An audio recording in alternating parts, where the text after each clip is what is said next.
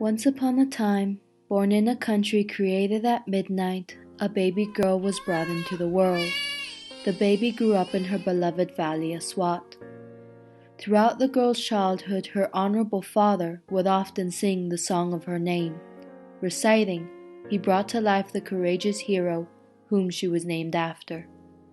O Malala of my one, rise once more to make Pashtuns understand the song of honor. Your poetic words turn worlds around. I beg you, rise again. Yet, there arrived a terrible day when the violent Taliban came into the girl's valley. Before anyone understood how or why, death walked the streets, fear plagued every heart, and the beautiful valley transformed into a home of nightmares. Excuses were given by the politicians of the country, and before long no person knew who was in charge, the monstrous Taliban or the negligent politicians. Desperately, the girl's life tried to settle back into normalcy, working to regain a foothold in her innocent childhood. However, all it took was one bus ride, 2 Taliban soldiers, and 3 bullets to change the tides of history. The child is named Malala, and this is her story. The British India Empire is divided into 2 sovereign countries named Pakistan and India. As Pakistan begins to emerge as a country, it struggles to find a national identity. Unsure of how to settle its territories, organize its people, and run its government, Pakistan is caught in confusion. Wars are waged against neighboring India, corruption begins to fester, and a power struggle begins to arise. In the future, political coups will place military generals such as Ayub Khan, Zia-ul-Haq, and Pervez Musharraf as appointed heads of the country, because Pakistan is not able to agree on a form of government. The lack of priorities and unrest within Pakistan leads to an unstable country, where it may tear at the seams at any moment. Amongst this chaos, Malala Yousafzai is born. Malala Yousafzai was born in the largest and only city of the Swat Valley, Mingora. In Pakistan, girls are discouraged from playing an active role in society. However, Mr. Yousafzai's breaking of traditional Pakistani beliefs against women allowed Malala to blossom. In many patriarchal societies and tribal societies, fathers are usually known by their sons.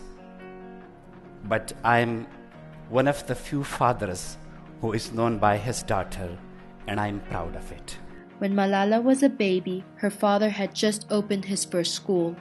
This plays a crucial role in his daughter's upbringing, because it is here where her love for knowledge begins. Not raised to carry a submissive and modest life, Malala at a young age began to promote human rights and education.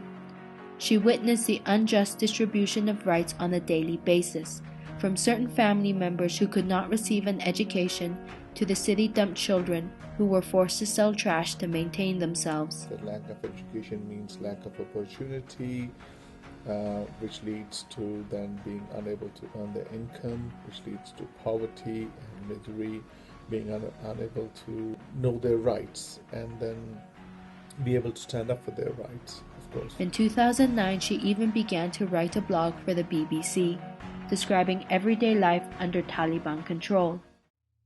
The Taliban took over the Swat Valley, beginning an illegal radio station where their leader, Maulana Fazlullah, portrayed himself as an Islamic reformer and interpreter of the Quran. Because of lack of literacy and lack of education, people don't understand the sacred text which drives their religious beliefs and which drives their religious teachings, which means that text is then open to misinterpretation.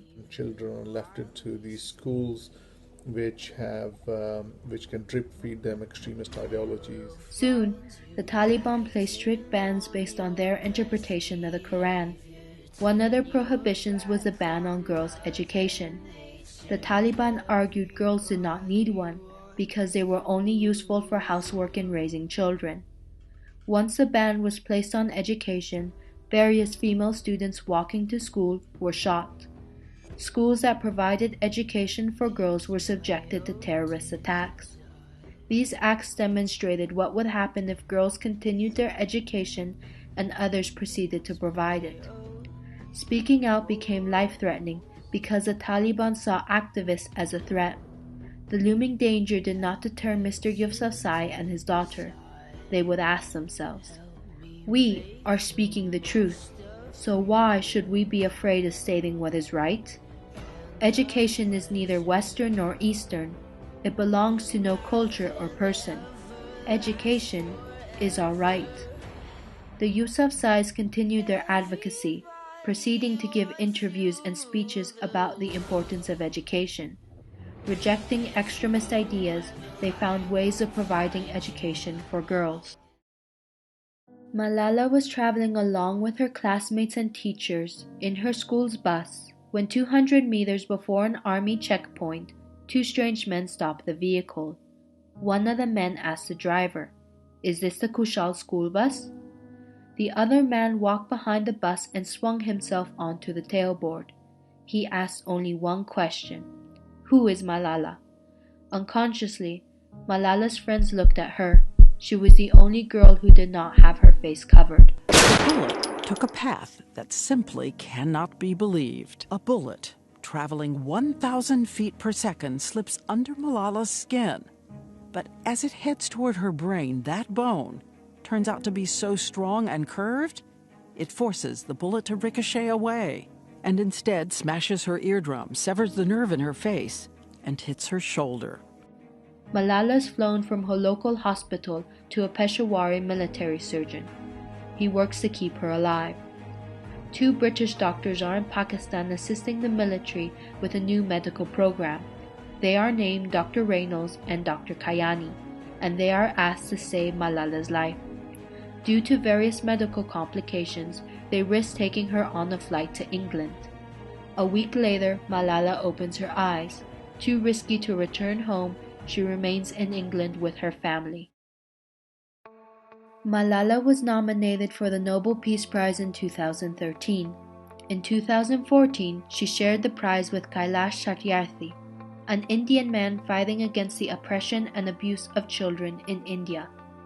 During the Nobel Peace Prize acceptance speech, Malala brought to light the inspiration she needed to continue her journey promoting education, especially when the Taliban's death threat became more poignant. Malala has become an inspiration for Pakistan and young adults all over the world. In Western countries, she promotes awareness of the dangerous issues Middle Eastern people face.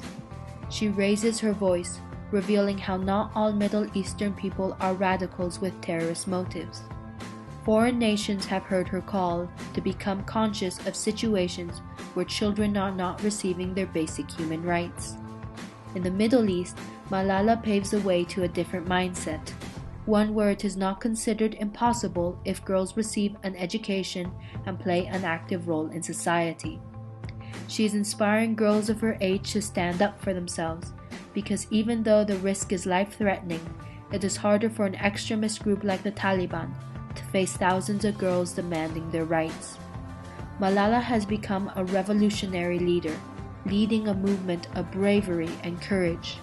She is touching thousands of lives by opening doors of opportunity for young people.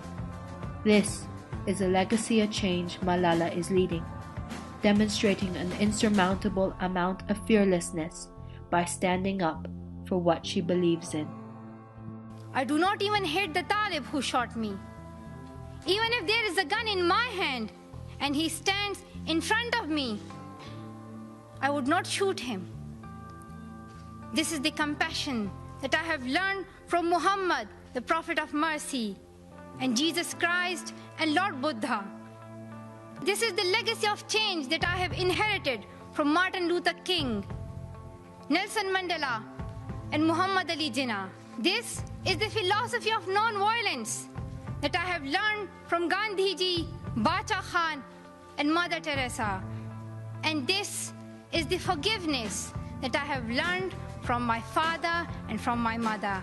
This is what my soul is telling me. Be peaceful and love everyone.